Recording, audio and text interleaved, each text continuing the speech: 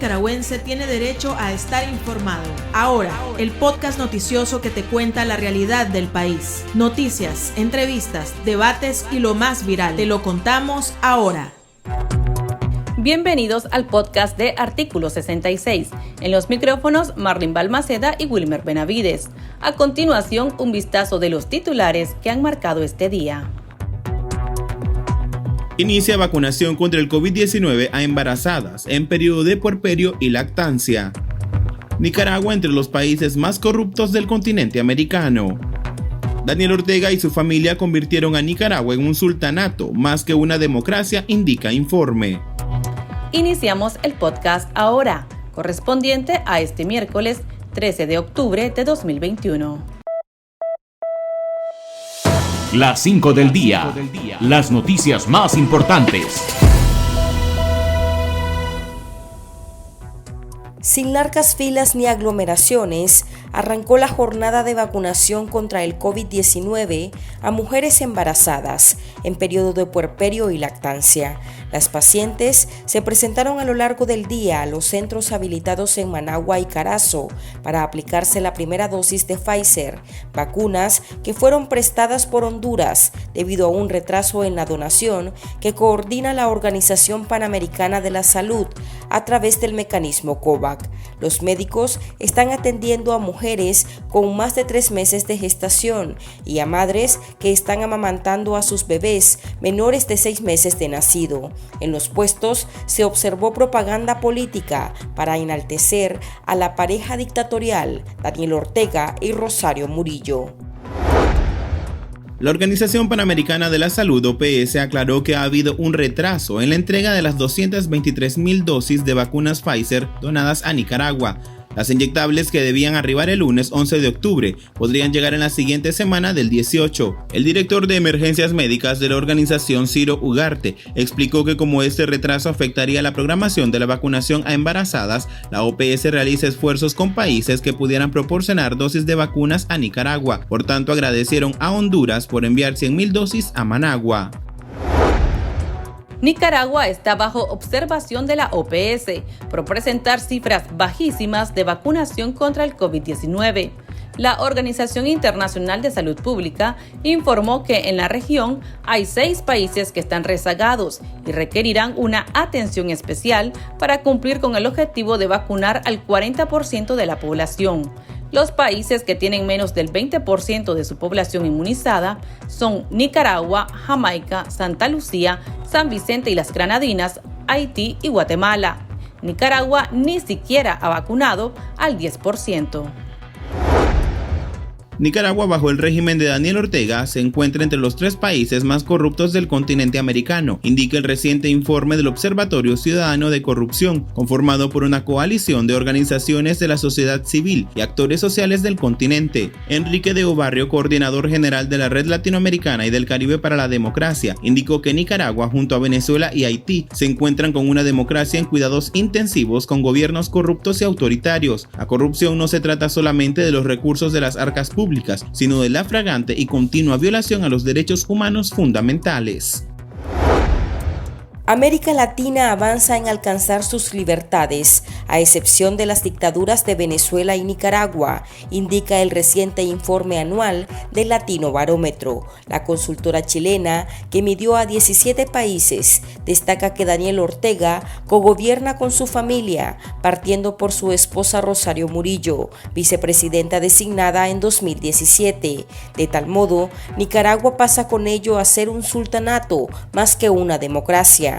Añade que el país dejó de ser democracia y en esta pseudoelección se está comportando como una dictadura al apresar a los candidatos opositores. Concluye que los hechos impiden del todo llamar al proceso de noviembre una elección. Se trata más bien del uso del mecanismo electoral por un dictador para vestirse de legitimidad.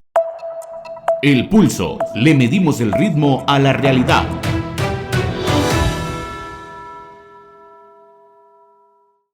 La reciente encuesta de la firma Zipcalup revela que cualquiera de los 7 precandidatos opositores que el régimen mandó a encarcelar y que aspiraban a la presidencia de Nicaragua le podrían ganar al dictador Daniel Ortega en las cuestionadas elecciones programadas para el 7 de noviembre de 2021. El 65% de los encuestados dijo que votaría por un candidato opositor, el 19% apoyaría la reelección Ortega Murillo y el 16% aún no sabe por quién votar.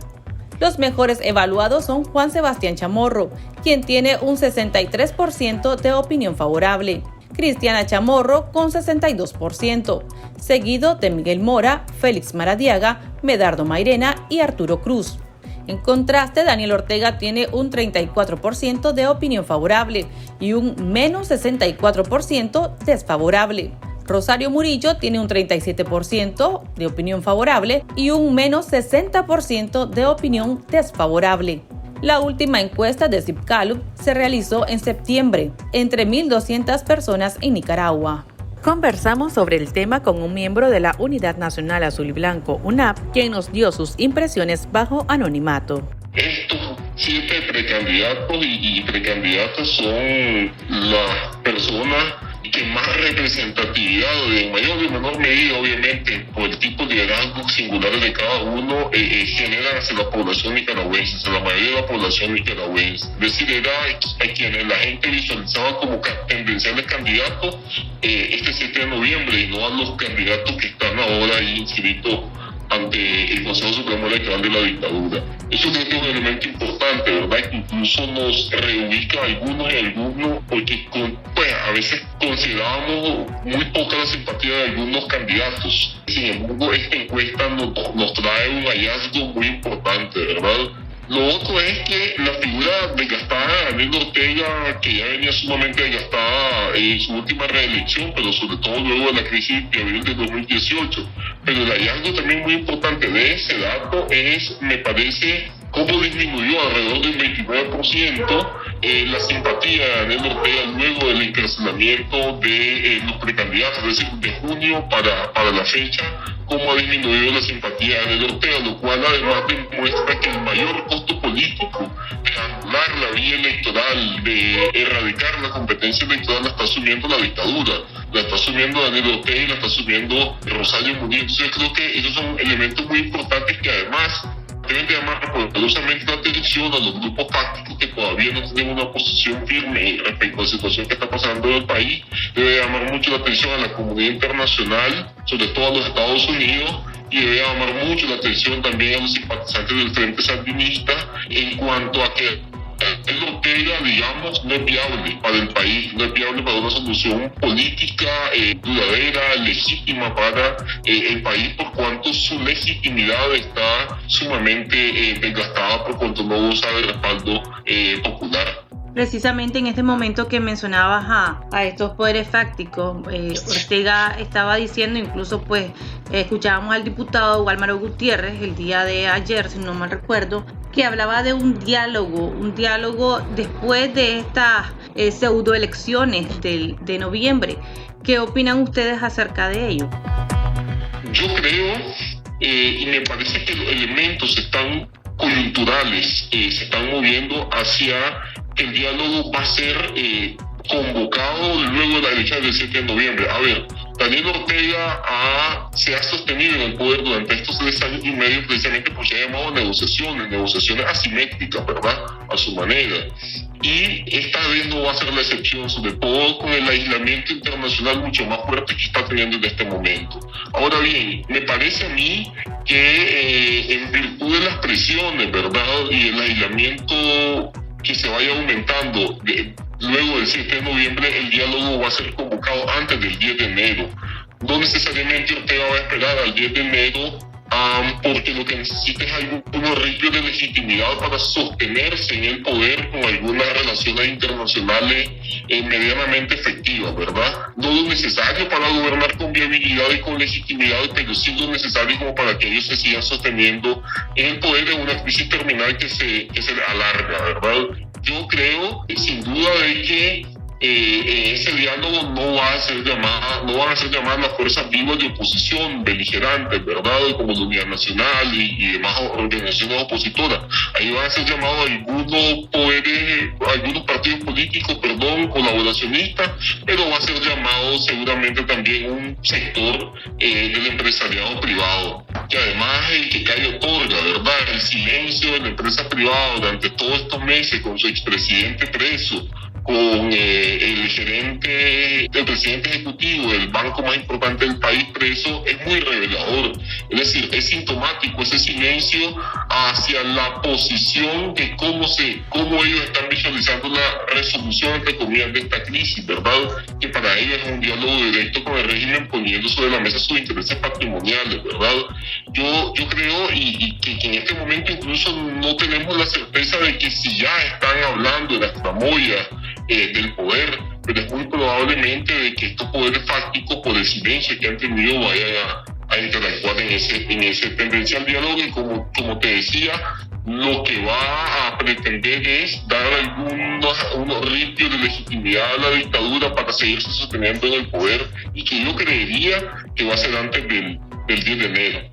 Bueno, regresando a estos resultados de la encuesta Gallup, algo que también llamaba la atención es que muchos nicaragüenses sienten apatía hacia agrupaciones políticas. De hecho, pues el 77% dice aquí los resultados no tiene un partido político. Le sigue el Frente con un 8%, por él con un 5%, la UNAP precisamente ahorita un 2% y el PLC un 2%. ¿Cómo interpretan esto ustedes? ¿Ha fallado la oposición según estos resultados o cómo lo interpretan? Claro que sí, que hemos fallado, y sobre todo hemos fallado en no poder articularnos y unirnos en el momento en que hemos debido unirnos todos estos 3 años, sobre todo en este año, ¿verdad? Hay una crisis de representatividad dentro del país, producto del colapso del sistema de partidos, promovido por la dictadura, obviamente, pero también promovido por las incapacidades y colaboraciones de los actores políticos tradicionales. Pero, volviendo nuevamente a tu pregunta, en efecto, es una responsabilidad de todas las organizaciones en que la ciudadanía tenga esa baja percepción sobre no solo los partidos políticos tradicionales, sino también de las organizaciones opositoras surgidas a raíz de abril de 2018, que no hemos podido entendernos y que no supimos entendernos en mayo y junio de este año, en donde necesitábamos acercarnos y unirnos no precisamente para ir al proceso electoral del 7 de noviembre per se, sino para cambiar la correlación de fuerza que nos permitiese una competencia electoral justa. Es decir, pensábamos unirnos para ganar las elecciones, pero no pensábamos unirnos para tener las condiciones que nos permitiera ganar ese proceso electoral, que son dos cosas muy diferentes, ¿verdad? Entonces, sin duda hay una responsabilidad que debemos asumir con mucha autocrítica y con mucha humildad las organizaciones opositoras, y que estamos a tiempo, me parece, de nuevamente promover la articulación de esfuerzos, esta vez ya con el panorama electoral despejado como un ente divisorio. Consultamos a nuestros lectores y oyentes qué opinan sobre estos resultados y a quién le habrían dado su voto en los comicios del 7 de noviembre. Aquí sus respuestas. El chat. Abrimos los micrófonos a nuestros oyentes. Cristina Chamorro hubiera dado una barrida con más del 70% de los votos de los nicaragüenses. Desde luego que Cristiana Chamorro. Sin duda alguna, creo que la fórmula ganadora hubiera sido conformada por Cristiana Chamorro como presidenta y Félix Maradiaga como vice. Cristina Chamorro y Félix Maradiaga. Por ello, hubiera votado no solo yo, toda mi familia, mis amigos y muchísimos nicaragüenses. Esa es la fórmula que los nicaragüenses queremos, especialmente todos nosotros, los campesinos. Bueno, la verdad que mi candidato favorito era Medardo Mairena, Cristiana Chamorro, Félix o Juan. Cualquiera de nuestros precandidatos que están encarcelados injustamente, cualquiera le hubiese ganado a este asesino. Y ese es el miedo, porque él está seguro que así iba a ser. Hasta un perro le hubiera ganado. Ya el pueblo está cansado, ya no quiere nada con Ortega Murillo. Porque Daniel Ortega está directamente, ya pasó a otro nivel que no hubiera pasado, que es como la represión. Yo no pienso votar, la verdad, porque ¿por quién voy a votar? Desperdiciar mi voto por ir a votar por alguien que está haciéndole el juego a este señor. No hay por quién votar. En mi caso se desperdician ahí 3 o 4 votos, que son el mío, mi esposa, mi hijo mayor y mi hija, que en mi casa no van a votar. Estamos esperando que salga uno de ellos para poder votar por ellos. ¿Qué va a hacer la oposición ya en estas circunstancias? ¿Hay probabilidad de que se unan aunque sea en el exilio o qué es lo que se avisora hasta el momento? Yo terminaba la pregunta anterior de que ya las elecciones no son una división para nosotros, es decir, las elecciones como forma de competencia política formal por el poder ya no nos dividen a los grupos opositores, es decir, no nos divide si vamos a la casilla de SPDL o del PRD porque los dos están fuera del juego. No nos divide si el candidato es fulanito o es perencejo porque están presos los principales candidatos de nuestra plataforma. Y no nos divide el hecho de que si participamos o no participamos porque todos estamos fuera del cauce formal del proceso electoral. Entonces, desde esa perspectiva se abre vía de comunicación efectiva, diálogos efectivos y ejecutivos, que no nos van a permitir precisamente una unidad monolítica, ¿verdad? No nos van a permitir construir una unidad precisamente de cara a un proceso electoral. Lo que nos va a permitir es tener una narrativa común, coherente para interlocutar con distintos actores, incluso interlocutar con la comunidad internacional, ir construyendo una especie de confluencia de fuerzas democráticas en contra de la dictadura, en contra del proceso electoral de la dictadura, encaminado a la ilegitimidad, pero también con la principal demanda de liberación de los presos políticos. Ese es un elemento muy importante. Ahora, en ese sentido, aunque muy lentamente, pero sí se están dando mucho esfuerzo. Es decir, hay diálogos en múltiples vías de las distintas organizaciones opositoras, tanto diálogos formales como informales, como oficiales y no oficiales, que apunten precisamente a esa confluencia de esfuerzo, a esa narrativa común, a caminar juntos, digamos, en los objetivos inmediatos que son libertad de preso político y legitimidad del proceso electoral, restitución de garantías fundamentales, ¿verdad? Y dejamos un poquito más largo el tema de convocar a un nuevo proceso electoral porque esa demanda no la vamos a conseguir si no conseguimos las 3 primeras. Pero hay esfuerzo, pues, y en eso se está trabajando paulatinamente porque estamos también en un impasse que la única forma de salir del impasse es con pequeños pasos, precisamente como la que vimos la semana pasada con el pronunciamiento que suscribieron organizaciones opositoras de Costa Rica. En la encuesta se menciona que un 50% de los encuestados, valga la redundancia, está dispuesta a participar en las próximas elecciones. ¿Ustedes creen que esto podría disminuir a medida que nos acercamos al 7 de noviembre y ustedes mantienen, si no mal recuerdo, el no voto? Sí, claro que eso va a disminuir en cuanto nos sigamos acercando al 7 de noviembre. Mira, fíjate que la gente ni siquiera sabe quiénes son los candidatos de los partidos distintos al Frente Sandinista. No saben quién es el candidato del PLC. Solo se oye Gasparín, pues, del APRE, y eso es por su apellido, ¿no? Que lo singulariza. Ahora, yo sí creo que mucho menos porcentaje del electorado va a participar en las elecciones, alrededor quizás de un 30%, 25%, ¿no? Como sucedió en las elecciones del 2017. Y creo que en ese sentido el hallazgo quizás más importante de la encuesta de Gallup es el que refleja de que hay una desaprobación del 69% a la gestión de Daniel Ortega. Entonces yo creo que vamos a ver precisamente manifiesto el comportamiento electoral en esa parte, en ese elemento importante de la encuesta. Es decir, va a haber alrededor del 70-75% del electorado que no va a participar en estas elecciones. Y nosotros, por supuesto, las organizaciones opositoras, estamos trabajando para seguir generando convicción, tanto a nuestra membresía como para la ciudadanía no organizada, precisamente para que no salgan a votar, con la creación de mensajes clave y con la construcción de una narrativa, ¿verdad?, que le genere a la gente obviamente la convicción y la convicción política suficiente necesaria que les permita tener, digamos, todo el insumo para tomar la decisión de que no vayan a votar este 7 de noviembre y se queden en casa, digamos, no como una acción omisiva, sino más bien como un ejercicio de acción en contra de la dictadura, que también se va a manifestar en el exilio, que mientras nosotros nos quedamos en nuestra casa para no ir a votar, pues la van a seguir, digamos, movilizándose, y se van a movilizar, el 7 de noviembre en miles y miles de nicaragüenses fuera del país en contra de este proceso electoral que va a reflejar precisamente la razón por la cual los que estamos en el país no vamos a salir a votar. Para estar al tanto del acontecer nacional y conocer las voces calificadas sobre la realidad nacional, ahora el podcast informativo sobre Nicaragua.